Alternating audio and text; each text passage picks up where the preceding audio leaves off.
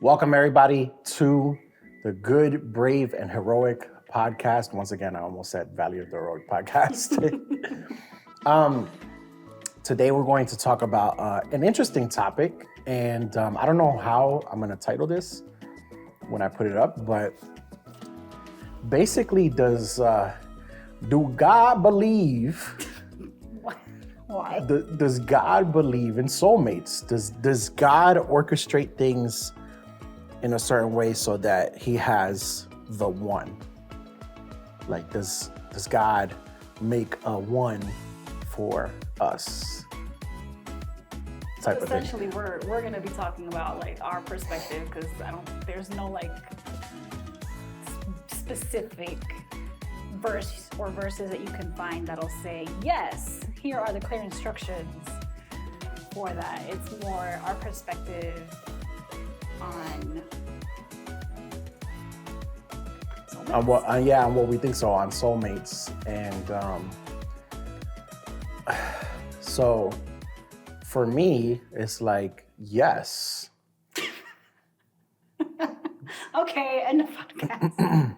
Pretty much, because like the idea of there being any other dude for Joanna is preposterous, silly.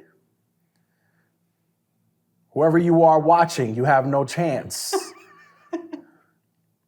This is getting really personal.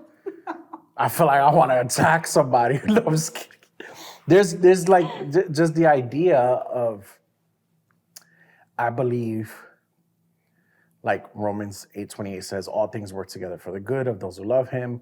And I just believe that if you're following God's path, he will lead you to that person. Like, he will do what's necessary for you to be led to that person. And I have more reasons why I think that that I'll share. But I just want to hear what you think. I want to know the reasons. I want you to share now. This is a conversation. This Exactly. is not a monologue. Right. This is a part of the conversation. Reasons. Okay, You but can't be like, I got all this stuff and then just move on. all right. Anyways, Tell so us the reasons. all the What was reasons. All the reasons. You want me to just list them all right now? Well, okay. So Well, as you go through them, I might interject. why would God make a purpose for your life Okay. and leave out of that purpose the person you're gonna marry? I'm really stuffy today. My allergies are bad, so please excuse me. Why would he leave that out? Or why would he leave? Why, out of all the things that he orchestrates, he puts together our personality, who we are, our purpose. He makes many of the things that form our likes and dislikes. He chooses our parents. He chooses, he has a plan for our life. And then the most important person that you're gonna spend the rest of your life with, he's like, well, you know what? I don't got an opinion on this one. When you put it that way, it makes sense. Yeah, because I don't feel like God would leave something as important up in the air, where he's just like, yeah, just pick somebody who like meets these certain requirements and you're good, bro. Like, Now, so do you believe that you can be compatible with people? yes. Like So, okay, so this is the thing about it, right? I think that a lot of people who say that there is no the one, they say so, not everybody, but I think a lot of people, they say so out of some type of fear. I think that they're afraid of choosing wrong. That is scary. Right? They're and so they're like preparing for the possibility of having chosen wrong. And so they're like, nah, there is no the one, because if there were and I messed up, like there's a whole like range of thoughts that come from that. And so I think that a lot of people are afraid of potentially choosing the wrong person as a husband or wife, Or I think that a lot of people are afraid that God would choose somebody for them that they wouldn't be compatible with, like that they wouldn't be attracted to, or whatever, like some type of, you can't pick for me because I'm gonna pick better, which makes no sense. Well, I mean, I see how it might make sense because it gives you control. And it just like when you feel like you have it in your hands, like you have the situation that you're personally handling, it just eases your anxieties and your worries, and you check off the boxes that you think are all the necessary boxes in your head. And this is about any situation that you're like, it gives you peace. So you bring yourself peace about it. And so that's why you start to think like, oh, I know best in here and I got this. But you're right. Like, we don't know best all the time, or we don't know enough, or we don't know all the boxes we should be checking off, or we don't know that other person as well as you think you might know them. So maybe there's extra boxes that you don't know about that you need to be checking off, or I think, what makes it scary too, though, is so part of church culture growing up is the mysterious dreams, or not that God doesn't give you dreams, because he does, but the person that comes up to you to pray for you and says, I see your husband, I see your wife, and that's the mistake. And you're like, is it only Spanish churches that do this? I wonder. I don't know. Is it? Because like how many prophecies I got of different girls being your wife? Yeah. See what I mean? So it's like, that's scary, because like if you are a believer that, you trust in whatever that prophecy is, but then you go and get like 4 other different prophecies. Yeah. I mean, granted, then there's of course the whole discernment, and of course you should be seeking God on your own, and you should be hearing from God too, and blah blah blah. But and the thing about it is that just because somebody gave you a prophetic word and they were wrong about who the one was, it doesn't mean that God was wrong about who the one was. Elaborate. So I think people see that and they get upset. And so they take it out on God, and they're like, okay, so God doesn't have one. Okay. Because why would I get this prophetic word and it wasn't this person because she crazy or something like that? I don't know. But, and it doesn't happen. So you're just like, okay, this must be open, which brings me back to your question from earlier. Like, do you think there's compatibility? So I think that what happens is that if you were to choose someone who is outside of the one, right? There's grace for that. Just like there's grace for everything, So I think that God honors marriage. God loves marriage. And if you were to choose somebody else, God is not going to be like, oh, well, you're in sin for the rest of your life. Like you're in sin now. This is not like a sin thing. It's more of a like his perfect will type of thing. And I think that if you choose somebody that is not the one, God still, he still honors that. He loves marriage. He loves both of you coming together. And obviously the word tells us don't be unequally yoked, blah, blah, blah. All that stuff aside, we're saying somebody that's actually compatible, right? Is that possible? Absolutely. But here's another thing that I like logically thought through when I would argue about this with my friends when we're like teenagers. They'd be like, no, there's not one person. And I'd be like, there is. And it's like, if God, right? Like just imagine you took statistics in college, right? Right? So statistics, right? Chance, probability, all of these things, right? If we're going to talk about compatibility, God knows the statistics of compatibility that you have with each person. And not just compatibility based on likes, right? Not compatibility just based on likes. Based on how well the two purposes that you have will mesh together. Because you could really like somebody, but what if you're called to be a pastor and she's called to be a missionary? Both ministry positions, right?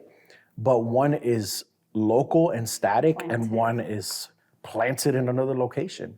And right, you could kind of make that work. You can, but what I'm saying here is like work with me here because it doesn't make sense, right? Or like one is called to be, well, whatever, you get the point, right? There's a lot of different levels of compatibility. Like I said, maybe the purposes that the two of you have, but also at the same time, your strengths and weaknesses. Like with us, that's one of the things that really works well. I'm really strong in areas that you're not so strong in, and vice versa. And I lean on you in those areas, and you lean on me in those areas. And I've grown as a man through being married with you. If I had some girl that was just like me, what am I gaining out of that? Right?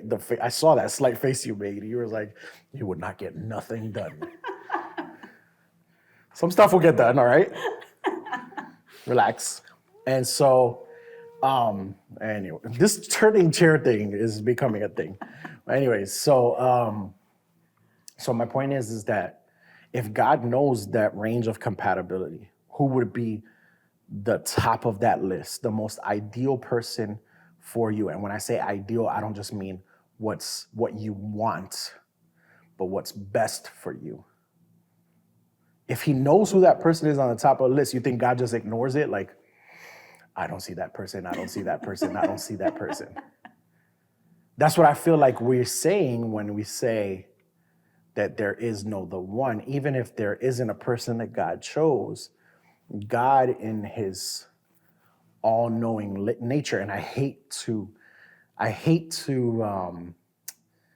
like grind down relationships to statistics, but it is just an argument, right? Okay. that I've thought through.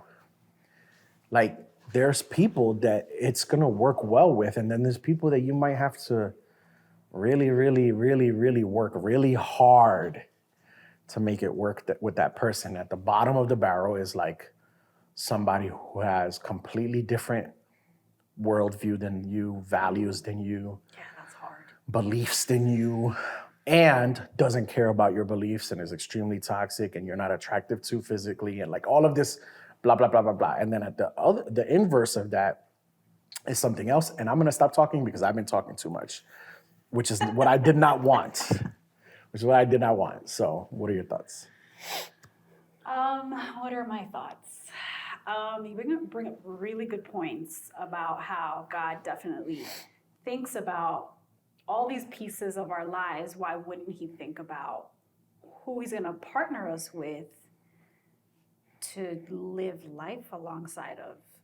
So when you think about it that way, and then when you think about the verse that says like, I knew you when you were in the womb or before. Yeah. I know every hair on your head. It's like, why wouldn't you think about that? He formed us. Right. So you think you're gonna tell me that he's not like that when he was forming me, he didn't know he was making me for you and you for me? You gonna tell me that? Why am I getting attacked? Cause people be going so hard, like there is no the one. I'm like taking it out on you right now because it's like, so I'm a romantic by nature, mm-hmm. right? I'm a creative romantic. So for me, it goes against my heart and my beliefs and everything that I stand for to think that I could have just chose another girl and I would have been all right. No. I mean, you would have been all right. You wouldn't have been all right. Well, you would have been all right. Because, okay. Now she want to make jokes. Now she want to be funny. You live it now. Uh-huh. You would have been all right. Mm-hmm. If it wasn't me, you would have been all right. You wouldn't have been living, but you would have been all right. Mm-hmm. So, no, but seriously, if you chose wrong, going with your theory, if you chose wrong, like you said, God still has grace. He doesn't want to punish you and see your marriage fail. That mm-hmm. would go against who he is. So yeah, it would work out somehow. He'd just work it out, and if you're still including God in your relationship, still including God in your life, it has to work. Mm-hmm. Do I believe in soulmates? I definitely believed in soulmates when I was growing up. What's always. Growing up? What do you mean? Like until when? I don't know. Because I'm still growing up. Oh, okay. What philosophies are we? I'm just playing. Go ahead. I have firmly believed in soulmates growing up. I don't think I've given it thought as a grown up.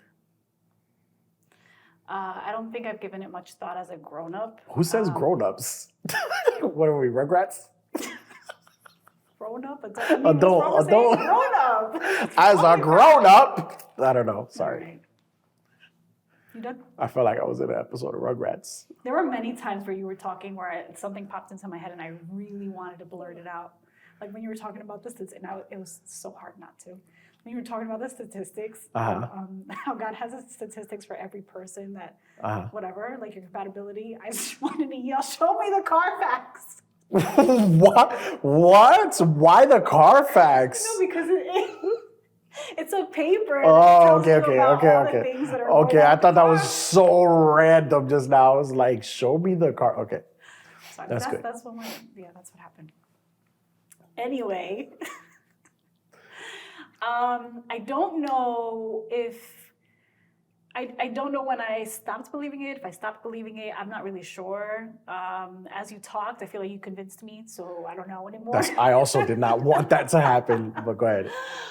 But I think I have like I'm in the middle somehow. I would like to believe that there are soulmates. Like I would like to be who I was when I was young, and I was like, of course there's a soulmate because I love romance. But I think, I don't know, maybe life has happened and you start to grow up into an adult and you live adult things that I think just start to taint your views on things, or they just start to like make it gray and muddy and whatever. So I think that's why I haven't like thought through that.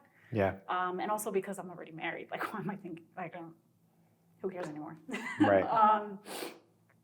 But I do think that it is extremely important as a single person to pray through and to be extremely intentional about the person that you decide to be with, who you decide to date or court. Let me say court before people kill me over that. I think it's extremely important because you do want to submit that to God. You want to submit this person that you're getting to know that God already knows. I up until obviously marrying you, I prayed through that and I thought like, God, I want to make the right decision because I want to make sure that this person is the right person for me as a husband, as a father, as a friend, as a business partner, and whatever other dreams I had and ventures. And only you know that, God. Like only you know if that is going to make sense. And I want to live your perfect will. I want to. So those were my prayers, and those, like I said, God knows best. So submitting all that, whether you believe in soulmates or not, I think is extremely important because you just don't know best. You don't know that other person, and you still get to know that other person even through marriage. Yeah. You know, so I guess I still stand on believing in soulmates. I think that you do have this compatibility with different people. I don't think it's that easy where like you find the one or you find your spouse and you get married to them and that you are complete opposites with everyone else because there's no chance that you'll ever like I don't think it's have like anything that. in common with someone else because you found the one and that's it. It's not like that. I think what maybe I no longer believe is the fantasy and princess kind of layer of the term soulmate. I think it's just become a lot more real to me. It's a lot. It's not that like fairy tale kind of idea for me anymore. Yeah. As before it was. When I was younger, it definitely was. In my mind, when I was younger, I thought it would be so simple. It would be like almost like love at first sight. Yeah, it's not simple. And it's like, oh, that's it. You filled that like heart, that hole in my heart, it's perfect, it matches, done. And you're like super confident about it because you're compatible with different people. Yeah. So it's not that simple. Yeah, and that's the thing about it too. Just because, for me, just because I believe that there is the one, that doesn't mean that it's a stress-free relationship. I think it can actually be extremely stressful. I think that the one may actually, what are we gonna call it? Like the ideal relationship, the ideal soulmate, getting with your soulmate, marrying your soulmate, could result in more conflict than you marrying somebody who isn't your soulmate. Actually. Explain. Okay, so I think that let's say, for example, if I married a very passive woman. You saying I'm not peaceful? I don't bring you peace. The word I used was passive. You're not passive, are you? Are you passive? Am I? No, you're not passive. Explain. Please explain. Are you passive? Explain. You want to argue in front of the people? Explain. She's not passive. If you know her, you know. Right? Look at her not being passive I'm laughing. right now, literally right now being passive. So, what was I saying? So, like, if I would have married a really passive wife, things could have been easier for me. That doesn't necessarily mean that she was my ideal wife or the best wife for me. What if she was very passive in the sense that she was okay with some of my angry outbursts, or she was okay with not pushing me to achieve my dreams or to achieve things that I feel God called me to? Or what if she was very passive in the sense that she didn't have anything that she aspired to? That would not go well with me. That wouldn't go well with me. Maybe I would have traded it, right? Because you always make compromises, right? And if she was very like peaceful and passive or whatever, and we're in this relationship, but then later on I realized she's not very, what's the term I used? Passive. No, she's not very, what's the word when you're eager to? Ambitious? Yeah, she's not ambitious, right? She doesn't have any goals, really. Maybe I would have been okay with it at that point, deeper into the relationship, but that would bother me. That would bother me. And so it's like, it would have been easier in one sense, in another sense, harder. But you get what I'm saying? Like, people think I think people think that it's like cookie cutter, where it's just like you fit with this person, and it's like, oh, then everything just makes sense. Sunshines and rainbows. A whole song lyric. Yeah. And I don't think that's what most people are saying. Maybe some are, but I don't think that's what most people are saying when they're saying that they think that there is a quote unquote soulmate. I think what they're saying more so is that they believe that God cares about that, or at least that's what I'm saying. Yeah. I believe God cares about that, and God knows who would be the most ideal person for you. And in his goodness and in his mercy, he will do whatever it is in his power to bring the two of you together by his will and by his might and his strength, as long as you follow his will for your life. Can you get in the way? Yeah. You could choose somebody else along the way. I tried to choose a couple else's, and I would have been very unhappy, right? Not because that person was bad, but a compatibility thing, a life thing, a purpose thing. It just wouldn't have worked out. And so, yeah. I'm going to throw a really big rock in this. Okay, go ahead. Okay. So what do you think about, I feel like I already hear your argument, but what do you think about, I forget who it was, but the Bible character who marries a prostitute. And he has to, like, God tells him, right, you got to get married. Right. What do I think about it, like in the context of our conversation?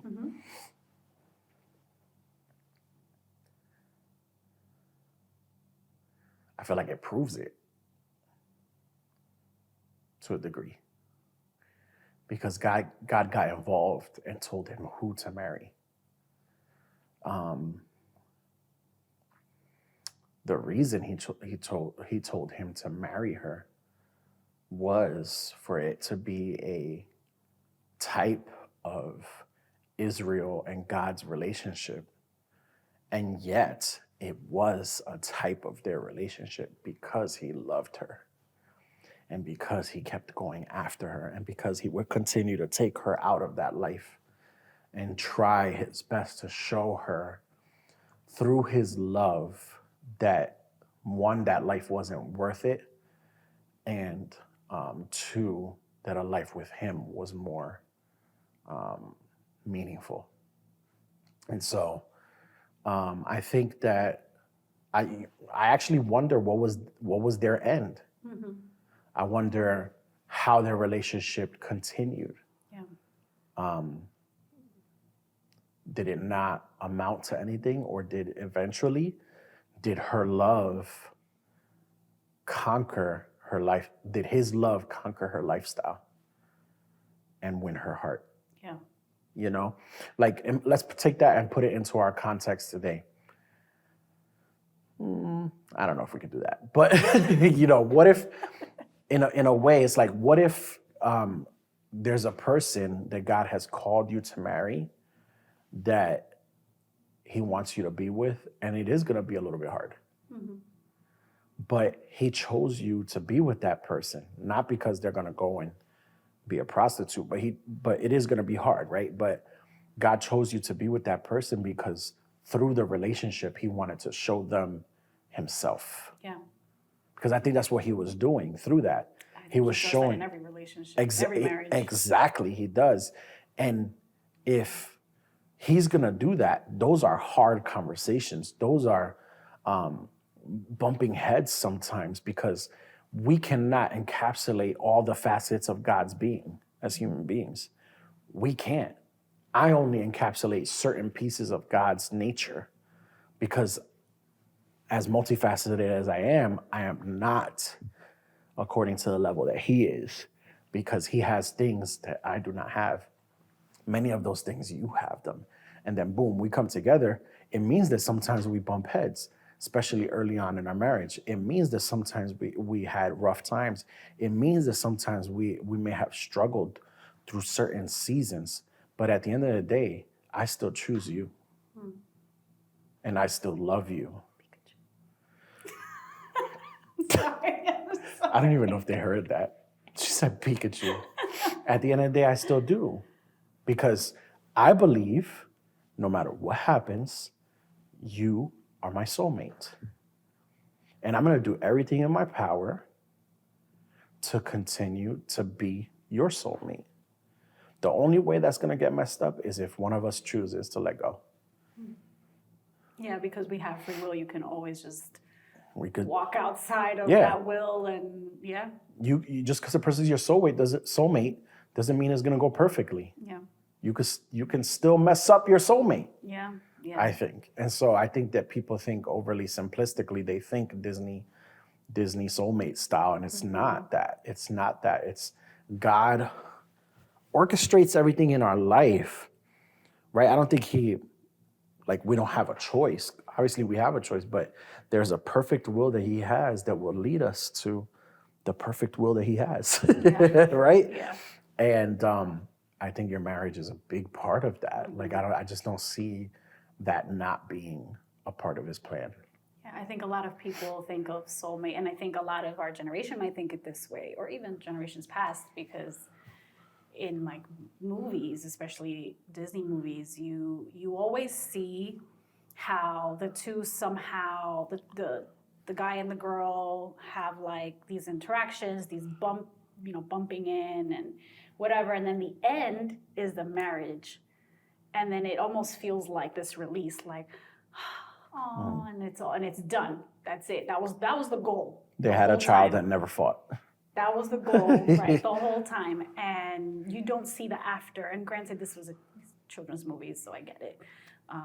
Sort of, because, well, that's a whole other topic, because the goal shouldn't be marriage. That can't be the only goal in life. There's more. Yeah. and there are goals within the marriage, and you didn't make it once you You found don't- your soulmate, and it's not No. pretty. And once you find your soulmate, it's not, or your spouse, whether you believe in soulmates or not, it's not like smooth sailing, like you said. Like, you're gonna bump heads because you're two. Iron sharpens iron. Mhm. The only way that you're gonna sharpen each other is if the other is sharp. You're gonna cut each other. And that's not easy. It's not easy to take those jabs. It's not easy to take, what's that word in English? Cuando se rozan. Like You're like, bumping up against each other, but that's not perfect. There's another word for it. yeah, well, cuando se rozan. It's uncomfortable. Like, no one wants to be that close to someone. It's uncomfortable, but you're gonna experience those things that are just so uncomfortable. Even with your soulmate, it's not going to just look Pinterest worthy all the time. You know, it's going to be hard conversations. It's going to be becoming parents if you choose to become parents, and then you have to choose what kind of parenting style you're going to have, and do you agree to your parenting style? Do you agree on where you're going to live, and all that kind of stuff? Like, it's just not that simple. It's not that smooth. Yeah, it takes a lot of work. Yeah. It takes a lot of work, and you're going to bump up against that person for good reason, right? And it's worth it. It's like totally worth it. And I think that you said you don't make it when you get to marriage, and I think that the church makes it feel that way. Yes. Right? The church will talk about stuff like this, and they'll be like I remember, I don't know why I just randomly remembered this in the Spanish churches, when they'd be like, tu ayuda idónea. Like, it'd be like, y cuando Dios te da tu ayuda idónea, hallelujah, santo. And it's like, that was a whole moment right now. It's like the church at large talks about marriage as if it were arriving. And in many ways, it is not an arrival. It is a beginning. No. Why do you think a lot of people, their first year of marriage is the most difficult? Because you are literally coming into contact and new life with a completely different person that has a completely different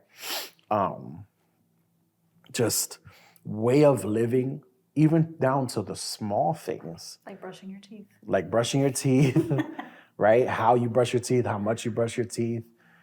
How long your showers are. How long your showers are. Whether you fill the ice tray or not after you're done with the last ice cube.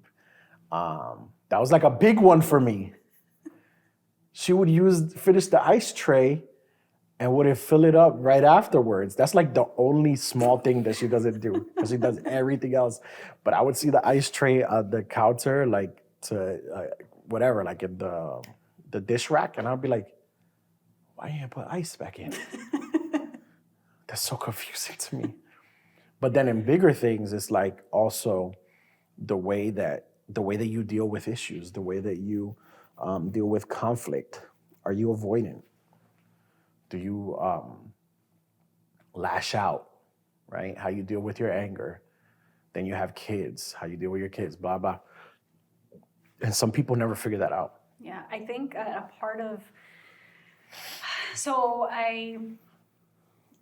the church obviously is, or not obviously, but most honest believers are really well intended when they talk about your helper, la ayuda idónea, because because that is an important part of your life. It is an important piece of your life, but it's not the only piece of your life. Yeah. And it's also, I think, where we maybe fail a little bit as a church is not expressing what that ayuda idónea means. What's the translation of that? Suitable helper? Suitable helper, yeah. So that my non-Spanish speakers understand. Oh, right. Sorry. And I wish that they made an emphasis not just on the title, but what that title means. Yeah. That's a big responsibility. That title is a big responsibility. No, let's keep it real. People don't even talk about like what it really takes to keep a marriage alive. Yeah. They don't talk about that. And you know why? Because I think a lot of them don't have marriages that are thriving. They go to church every Sunday, they make it look like they are, and then they go back home, they don't talk to each other. And you can tell when two people that are married really rock with each other. You can tell. Yeah, I think that's probably one of the most important things. And I think that when, as you know, probably know from either some podcasts earlier that we may have put out, or if you watch his Valley of the Heroic channel, Eric expresses that in our first year of marriage, he was diagnosed with depression. And then that, along with a bunch of other things, it really put a strain on our marriage, and it was really hard. It was a really difficult time. And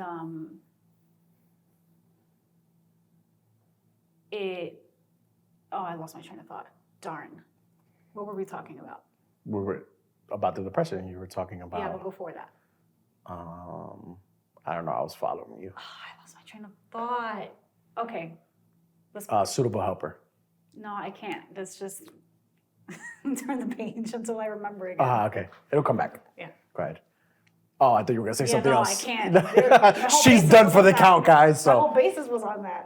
But anyway, so in that first year, it was difficult. It was. And I have talked about it in the channel before. Have we talked about it on our podcast yet? I think so. We might have mentioned it, but it made things much harder. It made things like really difficult. And in that season, being a suitable helper for Joanna was probably really hard, you know, and the church really didn't prepare us for that. The church really didn't prepare us for that. And I don't remember what I was going to say. I thought you might when I said that, because that was kind of me remembering that we were talking about the church. Go ahead. One of the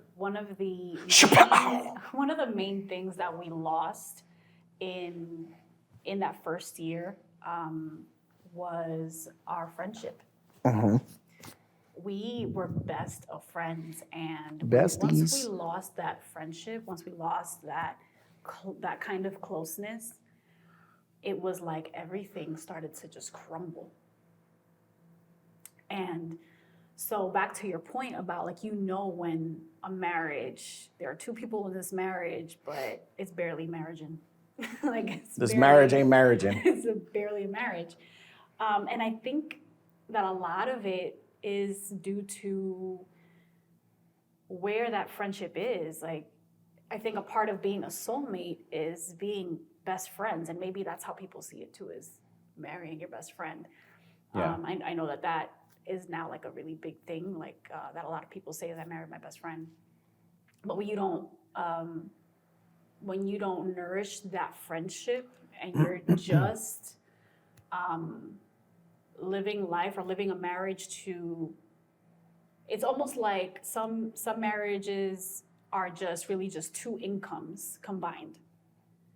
And some people don't even got that. Some people don't even have that, but but your two workhorses, just whatever your work is, you're just working alongside each other the whole time, but you're not friends. And when you lose that, it really puts a strain on your marriage. And I think that's what is so evident. I think that's the piece that makes it so evident when a marriage isn't really functioning. Yeah, I wonder if there's even any people who just, they never were even really friends. They never really had a friendship. And you know what? I gotta be honest, I don't know if quote unquote friendship, this is a thought I'm just having right now, like quote unquote friendship is a prerequisite for a good marriage. I think it is. I had a friend who, if you ever watch this, it was Alki, if you ever watch this, I was gonna say a college friend. Yeah, a college friend. Uh-huh. I remember him telling me this, and I remember arguing with him against it. Uh-huh. But now, being in this marriage where we were friends first, I'm like, dang, he was right. He was right. Now, I don't know if that is the formula for a What did you successful argue marriage. against? The friendship That you don't have to be friends before Yeah. before dating or whatever. I argued that you could get to know each other, that was the whole point of dating, that you would get to know each other and that you could build a friendship at the same time as you're dating. But I don't know, like, I mean, I think there are successful marriages out there somewhere where you weren't friends before. So I think it still works. Yeah, absolutely. I think that this is just one of those ways that I think, regardless whether you were friends before or you became friends during the process, I think at the end of the day, your friendship to each other is still important. That's my point. My point is that whether you were friends or not before, I think that the friendship piece is super important. Yeah.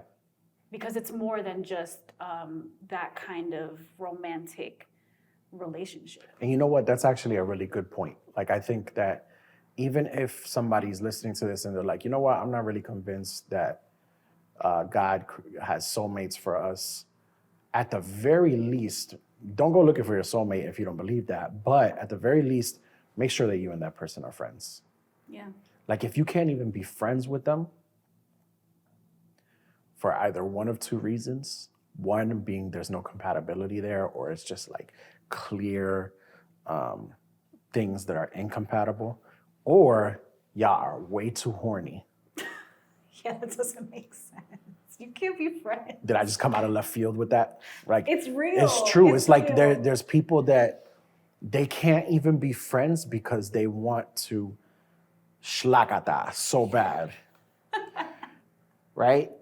And it's like, okay, maybe you have no self-control, but is the basis of your relationship a relationship, or is the basis of your relationship sexual? Because if the only piece of your relationship is sexual, what are you gonna do when one of your sex drive goes lower? What are you gonna do when you become attracted to another person who's sexually available to you? What are you going to do when all of a number of things could possibly happen, and now the basis of your whole relationship is based on sex, right? First of all, that's only for people that are not Christian, because we know that the word says you're not supposed to have sex before marriage. So if you're in a place where, like, okay, I don't believe that if you had sex before marriage, now your marriage is doomed. I've heard people say that. I do not believe that. That's not true. I don't think that that leaves room for God's grace. What I do think that if you are in a relationship, Christian or not Christian, whoever you are listening, and the basis of your relationship is purely sexual, that's a very dangerous place to be in. And you need to do some inner work before you even get into a relationship. Yeah. Because if not, even if you make it work with that person, you're gonna find yourself doing that work at some point. And to have to do inner work while you're with somebody, deep inner work with somebody who is not in a place to support you through that work, can be very strenuous for a relationship. Yeah, it can break that relationship. It can. Yeah. And I don't think people are thinking about that. I think that people are thinking like, yo, man, like I think dudes are just like, yo, she looks so good. Maybe they're not having sex. Maybe she's just like, maybe he just wants to marry her so that they can have sex, which is even worse. Well, not worse, but it's pretty bad. It's pretty bad, because then what happens after you do? And what if it's not that great? Like, what if you have to work through it with that person to establish a sexual connection?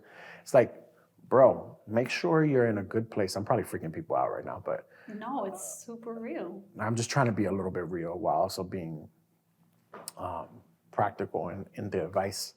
But you have to be real with yourself about where you are. You have to be real with yourself about what you bring to the table, what you're looking for, and be in a place, be a person that's healthy. The best thing you could possibly do to find the person that God has for you, in my opinion, is to look for Jesus. Yeah. If you're looking for him, if your focus is him, if you're seeking to serve him, he'll bring things together. Yeah. Matthew 6:33. My favorite verse. Seek his kingdom and his righteousness, and all these things will be added unto you. Unless you don't believe in soulmates, that leaves out the person you're going to marry. That was a joke. I mean, I was gonna say, I don't know. I think No, God is not see, like I'm going to respect and tiptoe he around says your all philosophies. things will be added onto you. Obviously, the context of the verse is about worrying about your needs and blah, blah, blah. Well, But people worry about their spouses. yeah, so it's like, I think that God has all of these things under control. What we need to do is we need to be in his hand. Yeah. We have to be in his hand. We have to be serving him. We have to be seeking him. And then all those things, they kind of just, they come together. I believe that. I really do. They do. And whatever, I mean, there's a whole journey in that. It's not like say a few prayers, feel really relaxed, and then things are just gonna. It's not like that. It's not fairy tale. Like, don't add that context to it. There's a journey that happens, and that's the journey, the lows and the highs, the valleys and the mountaintops that you go through with God. Where you start to find those things. You find yourself in your career along that journey. You find your hobbies during that journey. You find your spouse in that journey. You find your support system in that journey.